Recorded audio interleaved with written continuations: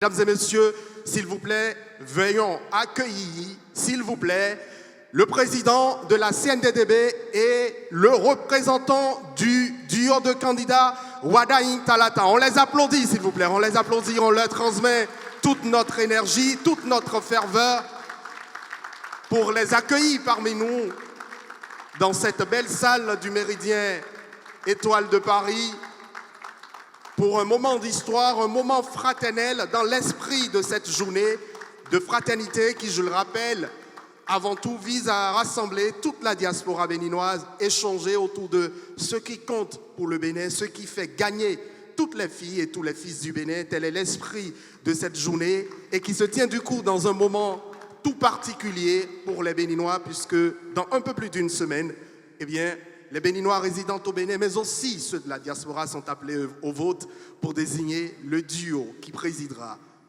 le pays pour les 7 années à venir. Mesdames et messieurs, merci, vous êtes très amables, c'est très très gentil de votre part. La campagne électorale s'est exportée aussi vers les Béninois de l'extérieur.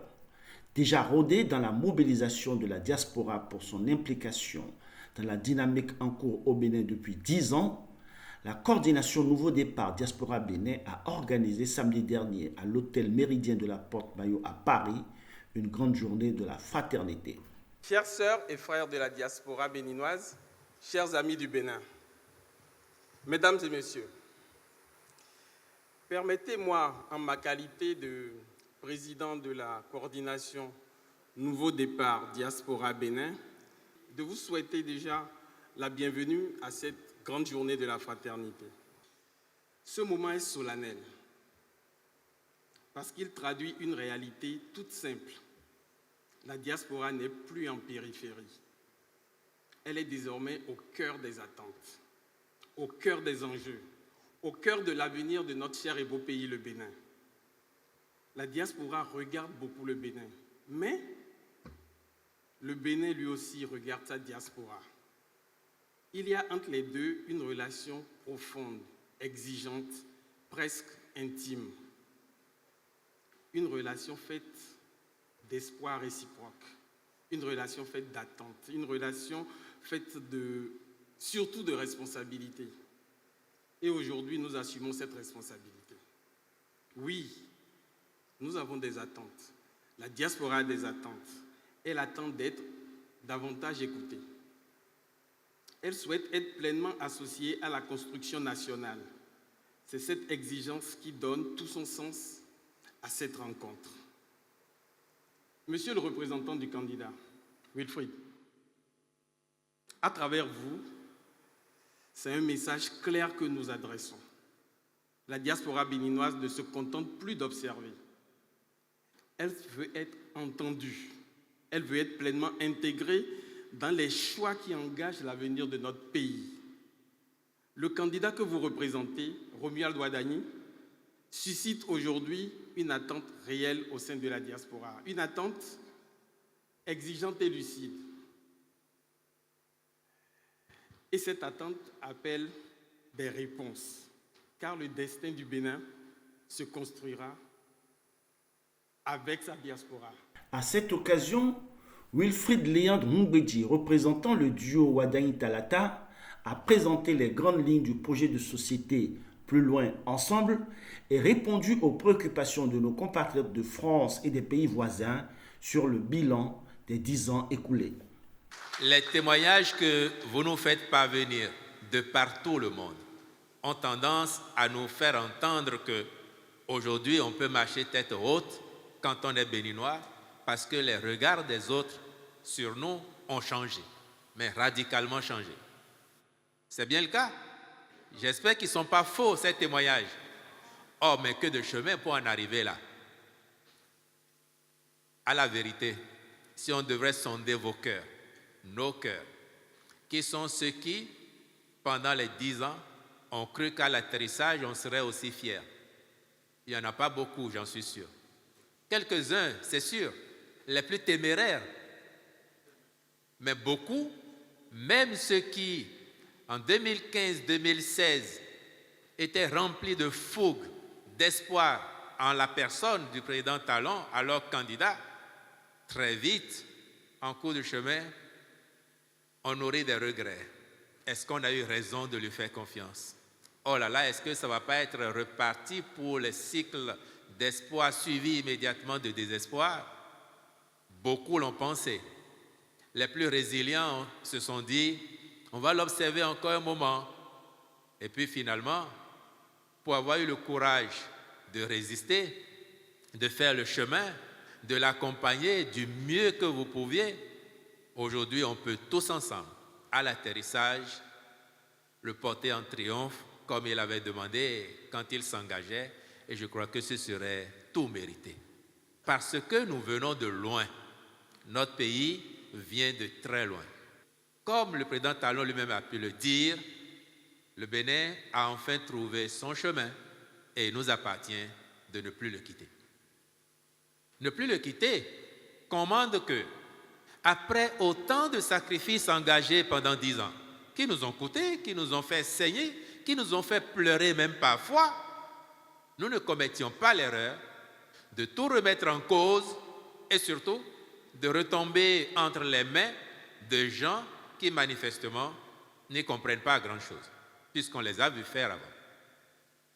Le défi, c'est donc d'assurer une bonne dévolution de pouvoir à une équipe qui viendrait avec l'assurance de prolonger cette épopée qui a commencé à se faire. En cela, Robert Ouadaï est un gage de stabilité, est un gage d'assurance, mais c'est surtout le gage d'être opérationnel tout de suite. À la différence du président Talon en 2016, Robert Ouadaï n'aura pas besoin de faire un état des lieux. Il ne perdra pas 6, 9 mois, voire 1 an, à regarder quel est l'état de la maison, quels sont les compartiments par lesquels il faut commencer pour structurer le développement. Il va être opérationnel dès le 25 mai 2026, quand bien même ce serait un jour férié. C'est le lendemain de Pentecôte. C'est ça que nous gagnons. Plusieurs associations ont également présenté leurs témoignages sur les succès connus par le Bénin dans tous les domaines au cours de ces dernières années et ont encouragé les uns et les autres à se mobiliser en faveur du candidat Robert Ouadaï. Quand je suis arrivé ici en 2006, j'allais souvent au Bénin, mais sans vraiment apprécier, on va dire. Je trouvais que ça n'allait pas si vite que je l'imaginais. Et puis à partir de 2016, on a vu tout ce qui a été fait, tout ce qui a été aménagé, la modernisation de Cotonou, de Ouidah, d'Abomey, de partout. Et je me suis dit, en fait, c'est ce à quoi je pensais qui a commencé, en fait. Et j'espère vraiment, et je remercie le gouvernement de Patrice Talon et toutes ses équipes, et j'espère vraiment que le nouveau candidat, Robert Ouadaï, pour qui nous sommes là aujourd'hui, j'espère vraiment qu'il va continuer dans cette lancée. Et franchement, on est très très fiers d'être béninois et on est content. Mon témoignage s'articule autour de 2 chiffres principaux. Le premier, c'est que le taux de pénétration d'Internet au Bénin est passé de 19 à 75%. Mon équipe est située à Calavi-Tocan. Donc, tous les jours, moi, j'emploie des Béninois qui travaillent avec Internet et aujourd'hui en vivent. Le deuxième chiffre qui me paraît tout aussi impressionnant, c'est le nombre de touristes au Bénin. Peu importe ce qu'on va dire, 325 000 touristes notés en 2023, c'est impressionnant. On peut toujours témoigner de certaines choses qu'il faut améliorer, mais il faut quand même être témoin de choses qui sont belles et qui sont réalisées par le gouvernement. Enfin, on ne construit pas un pays pour soi. On construit un pays pour ses enfants, pour les enfants de ses enfants. La vision 2060, Bénin 2060, qu'est-ce qu'il incarne? C'est le duo Ouadaï-Talanta.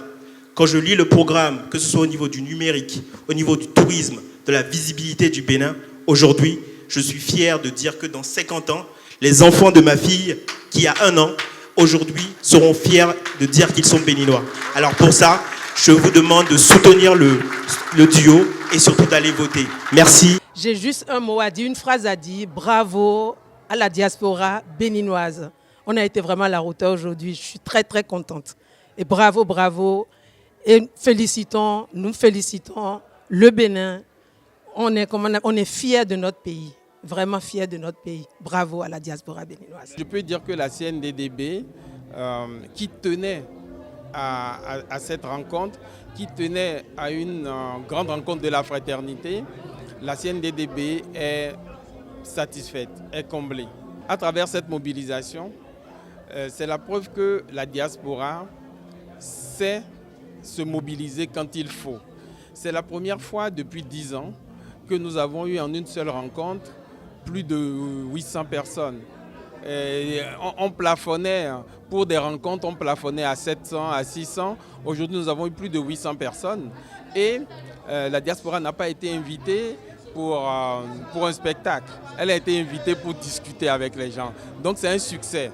Pour moi, pour nous aujourd'hui, pour la CNDDB, cette rencontre est un premier pas. Un premier pas vers ce que nous souhaitons de la diaspora.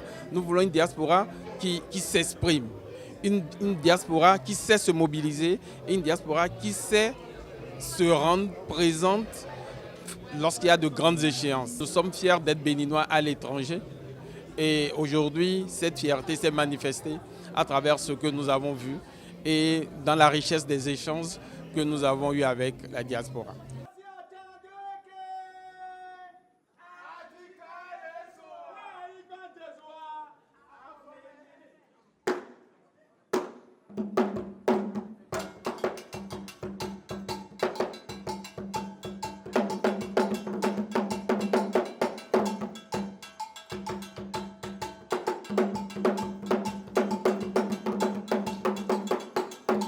En plus de pouvoir impacter leur communauté sur le territoire national, les Béninois de France auront l'occasion d'exercer aussi directement leur droit de vote en se rendant le dimanche 12 avril de 7h à 16h à la salle Barbara, située 5 rue des Écoles, 93 400 dans la commune de Saint-Ouen en région parisienne.